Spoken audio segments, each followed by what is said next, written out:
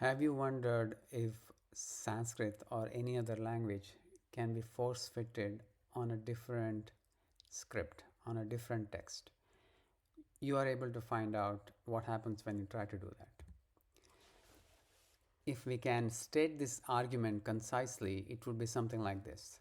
Sanskrit is a special language that can be read as any random string due to a large vocabulary or due to flexible rules of grammar.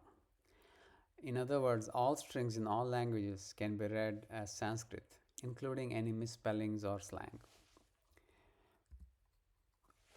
What this means, or the implications of this kind of statement, is that Sanskrit has no phonotactic constraints, which means that there are no really illegal words. Anything you say or any arrangement of sounds are valid words.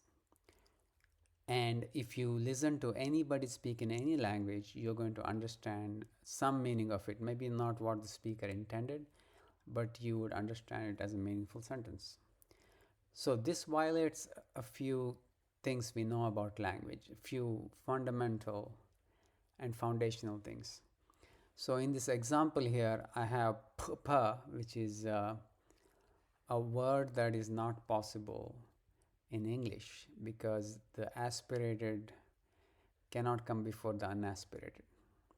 Or you cannot have words which have starting clusters that have essentially a repeated phoneme.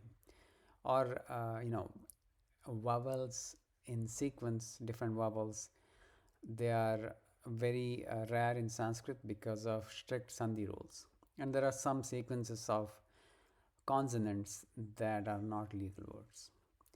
So this is a very strange claim that anything can be read as Sanskrit, and we can ask AI or whatever to generate a few strings of symbols and see if it can be read.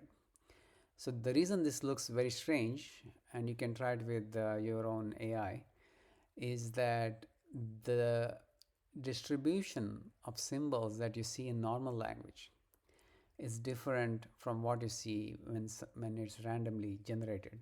When strings are randomly generated, the values are selected pretty much uniformly over the space, whereas when you write language, it is non-uniform. It is in relation to, or it is compliant with the phonotactics and usage patterns of the language. So what are phonotactics? There are rules every language has that are unique to itself. I've listed a few things here. These are things that many people would recognize. This is, of course, not a complete list. The complete list is very exhaustive. So some obvious things, when you have assign vowels to different symbols, eventually you're going to see them. If you generate enough text, you're going to see them together, which would not be possible in Sanskrit. You won't find words that have them. You would be forced to break words between the two vowels, and in some cases you can't even do that because the word l, the vowel l, is only in klipta. So you cannot have it anywhere else. So that would also be a problem. Ruki is another big one, which is a particular rule in some Indo-European languages, where the sa becomes sha after certain vowels and r.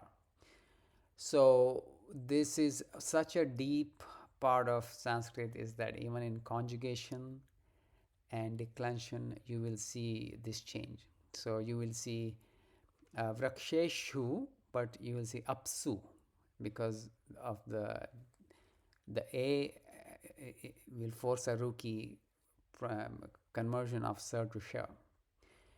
So there are many rules like this that prevent or rule out any statements that suggest you can read any string as Sanskrit. So we can narrow down this problem or make it weaker and say that you can create a script which has that flexibility, which allows you to read anything with essentially zero redundancy, which means that there are no invalid sequences in that script, and everything is readable. Okay, so technically redundancy means meaningfully readable, but for the purposes of this particular couple of slides, I'm going to say zero redundancy means you can read anything, whether it's meaningfully or not. So to visualize redundancy, let us consider this English phrase, I sit in it. It's a very short phrase I've chosen so that we can have a lot of repeated vowels here. And if that was encoded in a different script, here I've used some Greek symbols. If you look at it and you know that it's English, when you see that first letter, you will know that it will be obvious that there are only three candidates for it. In English, there are only three words that have a single letter, A, I, and O. I mean, we are excluding slang where U is, U or any of these other letters are also words. But they won't change the argument much. So let's go ahead with it. So you have three valid words that are single letter, which means about 88% of your symbol space, where you could have had 26 single letter words, only three are valid. So 88% of that space is redundant. It is not used. Okay, so redundancy is actually measured in bits, but it's hard to visualize it in bits. So I'm just going to use percent for this discussion. When you go to the second two-letter words, you can visualize it as a grid instead of just a line. So here, what we have the common or the two-letter words, and what we have on the rows are the first letter of the word, and the columns is the second letter of the word. So, for example, the word add, AD, the first letter is A, so we go along the first row, and the fourth letter, this next letter is D. So at the fourth column, we write AD. And if you saw from the previous deduction, the first letter is either A, I, or O, which means the second letter can only be in the rows where there's A, I, and O. The word can only be one of those, which means the second letter can only be a column where there is a word in those three rows. In other words, that is about 11 possibilities: D, E, H, K, M, N, R, S, T, X, Y. The rest of the choices are not valid for either theta or neta. So the space here for two-letter words is about 94% redundant. Okay, so that is how redundancy works, and that is how we can actually determine what the values are for any given script that we don't know how it works, as long as we know the language. And you can see most of the space is empty. Redundancy is the reason you cannot understand some other language is that the words that they speak is pretty much random in your language. You don't have those patterns. And you will see the only regularity you'll see is that the words are kind of clustered near the vowels. So in this case, you have more entries either in the A, I, O rows or in the columns. So words tend to cluster in these maps near vowels because most languages have they need sufficient vowels. It's not true for all languages, but this is sufficient for explanation.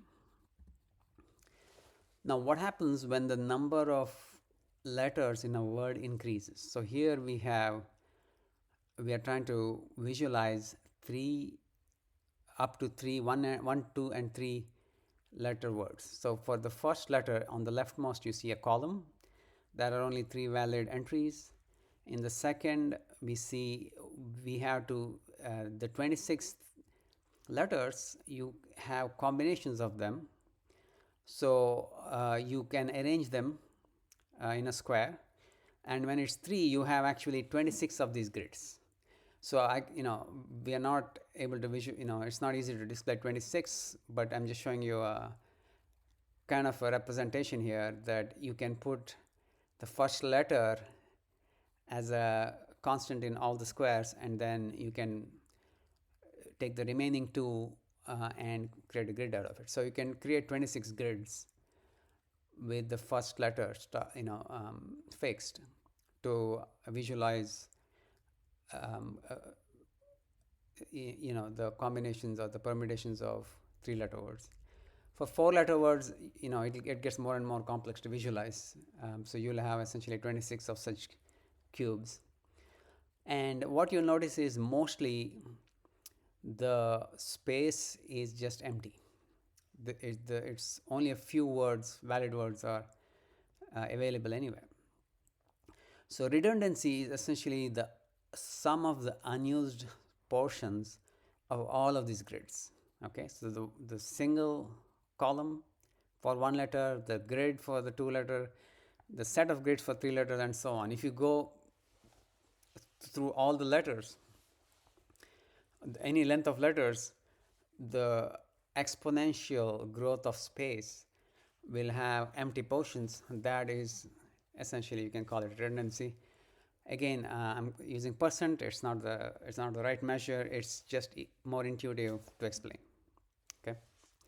So the issue with redundancy is that you need to find a word that is in this space. And so, for example, you can see in the second grid,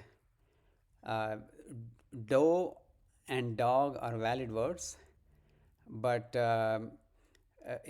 GHI, DOI is not a valid word. So you won't be able to use that to render any other script, to do a translation of any other script.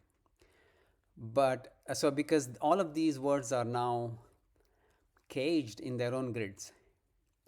But imagine that you could break this grid, and you could, instead of translating a 3-letter word as a 3-letter word, you could break it into as many letters as you want. So DOI, you split it after the DO and write it as do. Now you have transferred those 2 letters into this in the 2-letter grid, and the I after that you can try to smush it with the next word and try to find a space for it somewhere else. So if you ignore, or if you break down the boundaries between words, then this kind of redundancy can be collapsed, and it can be made much smaller. So let's go with an example. This is a random string that you can't really read meaningfully. The first word is just BA, and so on. But if you could just ignore the spaces, if you could rearrange the spaces, you could kind of read it as barking foxy coat. And with a little bit of orthographic flexibility, you could interpret it as a barking foxy coat. Now, it may not mean anything, but you are able to arrange, or you are able to interpret sequences of symbols as words. Okay, so this is essentially breaking down the redundancy, the whole space. You are now just eliminating most of the space. You actually have a lot of flexibility if you can do that. So in this example, you could, for example, extract bar, arc, king, and so on. And the words don't really limit you. The length doesn't really limit you. What limits you is the certainty that every letter, if it's on its own, you should be able to interpret it. So in this case, if the I became J, then you won't, you would need a word for the letter J, a meaningful, interpretation of the letter J. So your redundancy is now collapsed to just one column. So let's take this example by a Twitter user K. Varnankara, who essentially said that my IVC decipherment lets you read an unlikely sequence as a, as a Sanskrit phrase. Now he's wrong here because the ma cannot be read as ma. So you do need a vowel after the ma, but that's okay. We can fix that. We can read ma as a nominative singular neuter of the root man. Root man when used as a agentive using quip affix. So it becomes ma, and so the issue here is that you still cannot read it because pa and ga are both compounds that have to occur at the end of the word. So you can get mapa, which would mean protector of the thinker, and protector of the thinking thing because it's not a real, it's neuter.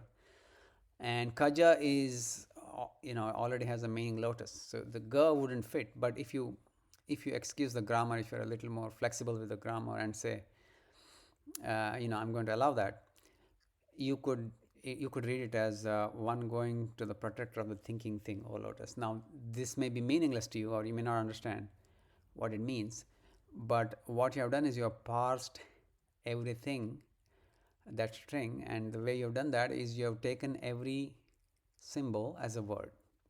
So on the right you see here as a little column where if you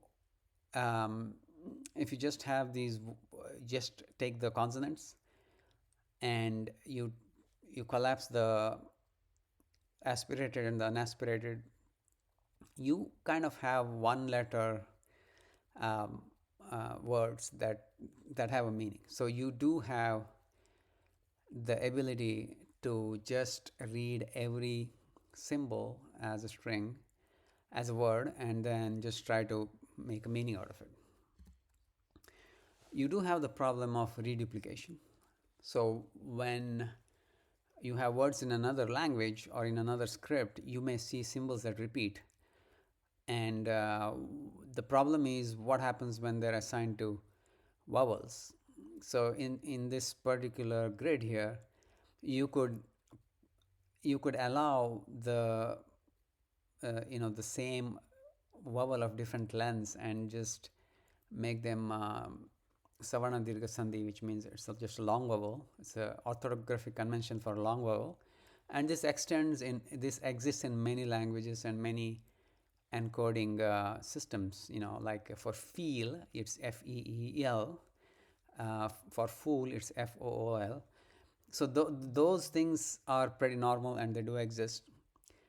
But A, O, or I, these cannot exist in between a word, or even next to a word. It's going to be very difficult. It's going to be a problem. So one way to deal with this is to have a script that's an abjad. So in an abjad, what happens is there are no symbols for vowels. There are consonant symbols that are also used as vowels. So this will enable you to not worry about two vowels coming together. You just read one of them as a consonant. So even if you have a long string of vowels, as long as you read the alternate symbol as a consonant, you can still get around the phonotactics. So if you look at the the Sanskrit map of two symbols coming next to each other, on the top left you have the two vowels coming next to each other. On the top banner, there's top section there, you have a vowel followed by consonant, and on the left you have a consonant followed by a vowel, and in the center you have a consonant followed by another consonant. Here in this particular grid, it is just both the vowels are a. Now of course you can have all combinations of vowels. You have a, e, u, all of those, and that's essentially 14 vowels is 14 into 14 such tables. So there are many tables. I just cannot put all of them here. It's not practical to visualize it. But just understand that the redundancy of Sanskrit is a lot, and here in the This is actually very dense when you compare it to English, because in and you have actually a lot of short words. It is not true in the other grids. In all of that, those are mostly empty. Okay, so that is where most of the redundancy of Sanskrit exists. So what happens when you try to fit something into Sanskrit is that the vowel sections, everything except the green part is going to conflict. You're going to get vowels next to each other, and you won't be able to create words. So if you do an abjad, though, the benefit is not only the vowel sections are gone, but all other tables are gone. So the 14 into 14 vowel combinations, that permutations, they are completely excluded, because you can choose them if you want to, but you don't have to. It's not limiting you. So for example, you can, if it's possible and if it's convenient, you can choose Ira and Ika, which is in the top orange section, but you don't have to. You can choose Yara and Vara, which are in the green section. So what limits you is your redundancy. What doesn't limit you, what's your option, that essentially doesn't count for the difficulty in creating words. So in addition to that, we need one more thing, which is you need to use a low fidelity orthography, because the aspirated and the retroflex consonants are actually pretty rare. They're about, 1/10 of their unaspirated counterparts. So, and this is why the ancient writing uses them interchangeably. They don't cause any confusion. So you would have to essentially use that as well. Now you have brought your redundancy to this one column you see on the left side here. And essentially, since everything is a word on its own, you don't really need the grid on the right. So the grid on the right only comes into play when you have the la as the first letter, and then as you just make sure that there's something after the la, and as long as it's not na or ra, and even that, maybe if you're very clever with grammar, you may be able to deal with that. So you essentially effectively have a redundancy of 0 here, because everything can be read as essentially one letter and one word, and at your luxury, at your convenience, at your option, you can pick words that are 2 syllables, 3 syllables, 4, even 5 syllables, if they're available. If not, you can ignore them. You can just use the column on the left, one letter equal to one word. There is a Twitter user, anonymous user, who goes by the handle Ugrashavas, who created something like this. And let me explain what this is. Essentially, this is an attempt to read the US Constitution as Sanskrit. So this is something I had challenged him. Just to state for the record, he's not a collaborator. He is not a supporter. In fact, he thinks that my decipherment is wrong, and he's trying to falsify it with this exercise. So I have always been saying that you cannot fit one language as another language in general terms, especially you cannot do that with Sanskrit. And people have asked me, why don't you show it? And the reason is, if I do it, there is no way to show that I've been trying hard enough, because I could, I am maybe biased against that position, and I may say, well, look, I tried, it doesn't work. Or if a friend of mine does it, it's the same issue, that the person may not be motivated. So it needed someone who is against my decipherment and wants to disprove it, to do it. That is what happened here. Ugrashavas is against my decipherment, and he tried to do this.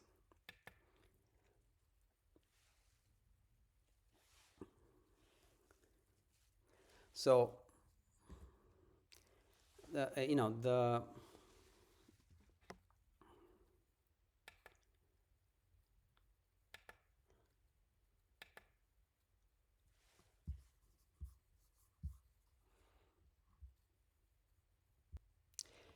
so the symbols, the Brahmi symbols, he's just trying to prove that the correspondences are accidental, or and I have kind of showed that, or here I'm suggesting that it's actually incongruent in terms of the shapes, and maybe he could try rearranging them and seeing if it would still work. I don't think it would be a good idea to do that for the vowels, because the vowels come in just the right pattern that it probably works best that way, but he could do it with the other consonants.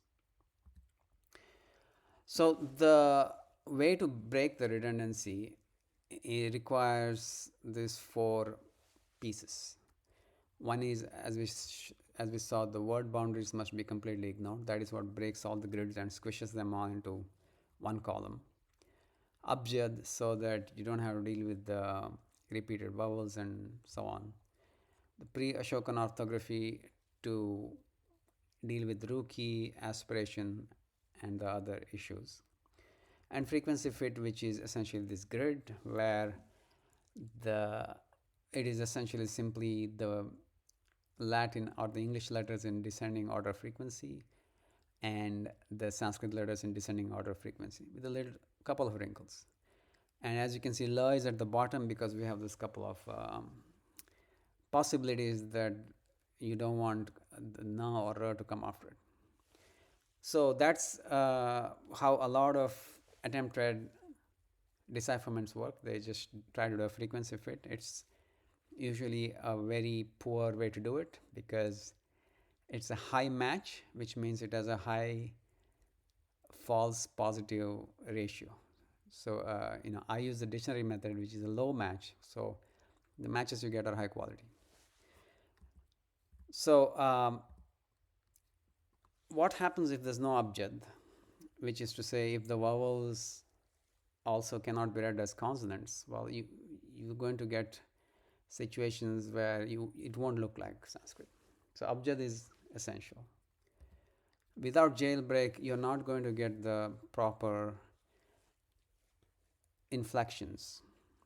So for the grammar and so on, it's just not going to fit. It's going to look garbled. So if there is a jailbreak, you can somehow try to get a grammatical rendering. Without that, if every word is read as every word, it will just not work at all. So this is essentially to show that he does use those attributes, those rules. So here the L from all and the L from legislative are combined together in the word A. And you can see the E is used as ya for the letter O is mapped to E and also ya. So although he transliterates to E, he renders it as ya. Okay, so that's how the translation is done.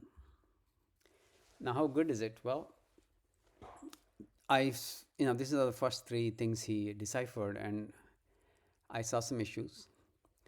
One of them is that for basma, there is really is basma.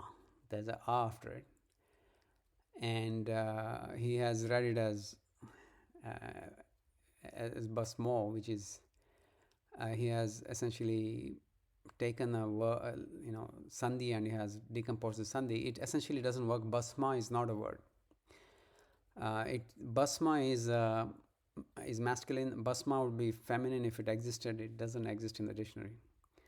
The second is sadvasataha is not a proper inflection. So the word is sadvasa, which is a neuter, and so when it's a from fear, it has to be ablative case, so it would be sadvasat. So he seems to have pretended, or he seems to have found a word that is sadva sat, and he has rendered it as sadva sata. I couldn't find that version of the word anywhere. If he has created it, then it's not obvious. The second one is he has used iya, which is past tense in a past perfect as lit lakara, but he has translated it as a command or a request, which is lot lakara. So lot lakara, it would be ita, and the ayasa iba, actually it's ayase ibhe, which means in the iron elephant. So it would read, "O men, you have fed." He thinks he's rendered it as rice cakes, but it really kakatiya is things made of a straw mat or things made of a string. So it would be, you have fed things made of a straw mat inside the iron elephant. That's how the actual translation would be. And in the next one, the third one, he has rendered, like there's a verb ir, which is adadi, which would become a irshwa.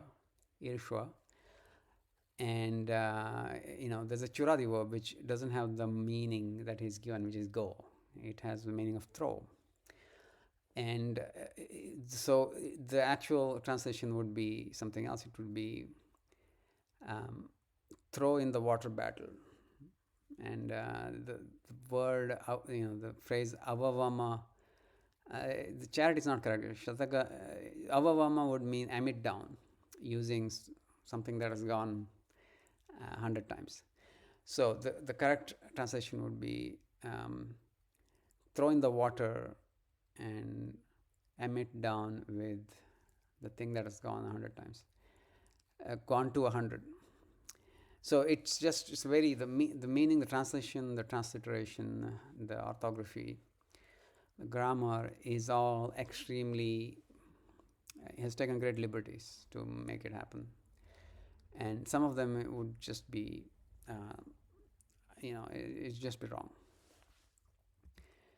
So even if you ignore that, it's fairly meaningless. You wouldn't understand what it's trying to say. So for example, take the third thing here. O superior goer, I the unmovable secretion of clay depart. I haven't met anyone who can tell me what this means. It's just a random arrangement of words.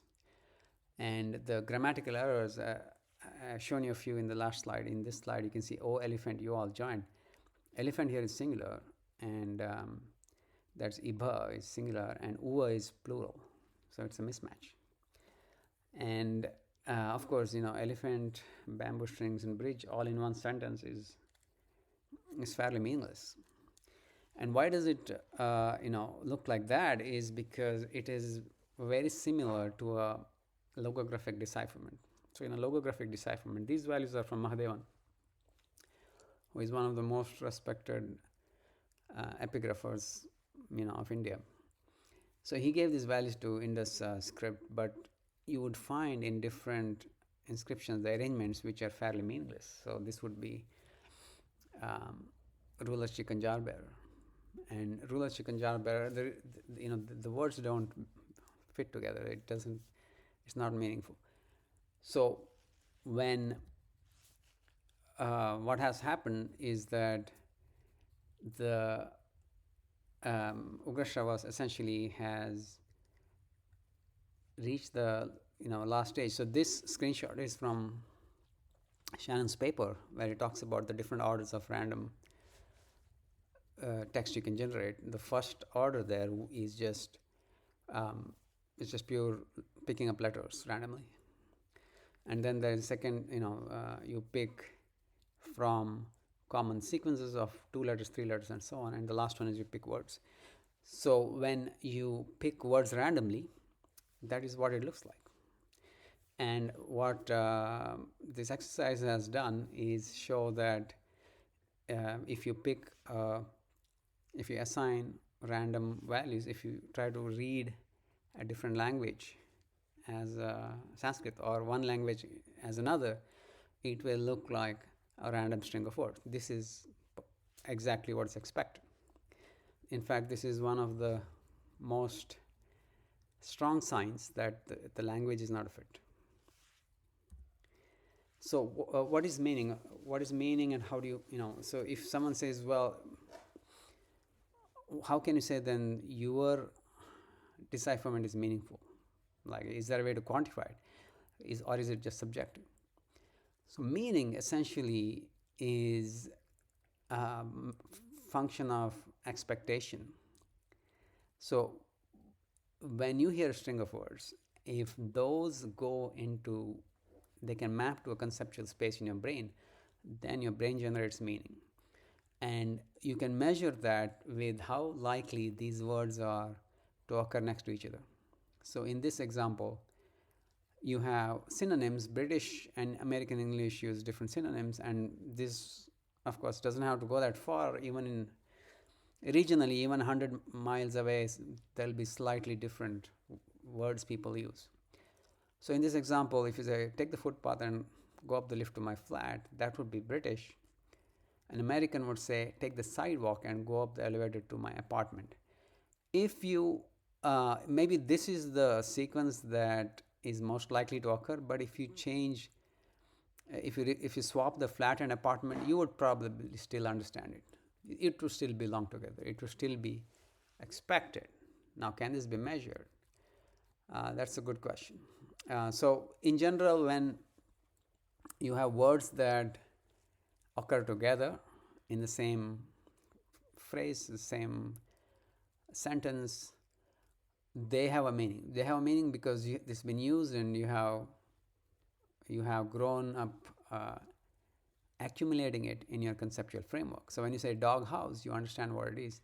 If you say dog roof, even though a house has a roof, you're not going to understand what it is, because you don't expect a roof to come after dog. Okay, same with these other examples.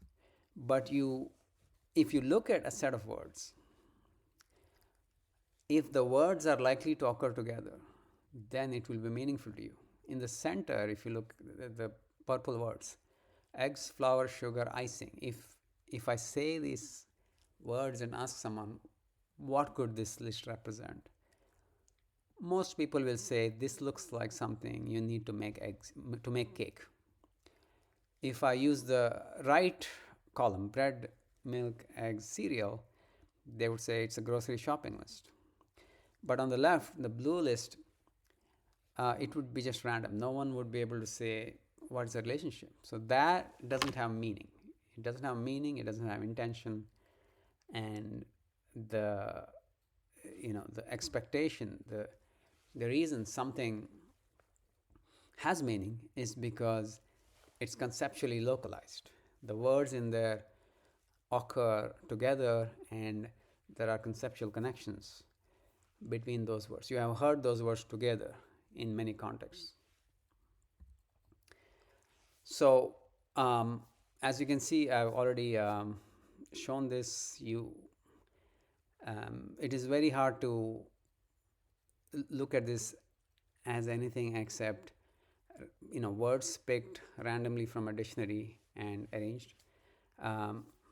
Even if you ignore all the the grammar issues, the transliteration issues, and the meanings that are very liberally changed, it just would be no different from logosyllabic decipherment, where every symbol has been assigned its own value, and that is because that's effectively what it is. It's reading one symbol, and it's constrained by only one symbol for a word. You can see that as well in here. You have the A's floating around.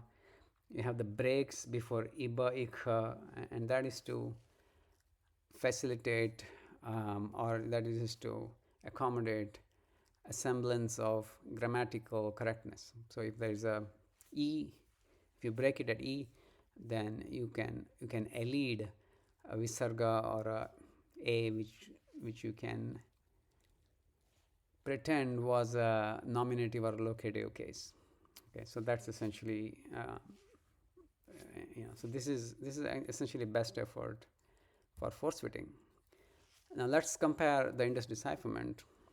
As you know, short words are where you have the least flexibility to break around the word boundaries. And if you see here, you have different words. Like on the right, you see Chanaya, Tanaya, Ranaya, Ravaya. So these are all in the dative case. They're all different words. They all use different symbols, like in the orthography. But they're all grammatically correct. They all mean the same thing. Most of these words are related because they occur, or their synonyms occur in something like Sri Rudram, which is just one hymn, one chant, and you find all the meanings in there. You find Rudra being invoked as these words. And many words are familiar to you. Adhana, Udaya, Ashman, maybe some of you know. And Ojas, you may have heard of it. So Rama, you may have heard of that. So these are not strange words. If you know the Vedic vocabulary, you've seen all these words for the most part. And they are grammatically consistent. They are thematically consistent. They are meaningful because they talk about essentially the same thing. So to summarize, the best frequency fit using the cheat codes of having no word boundaries, using abjad, using low fidelity orthography, which itself is fine, of course. In the old days, that's how it was, results in a set of meaningless random strings of words as expected. Okay, so thank you and good luck.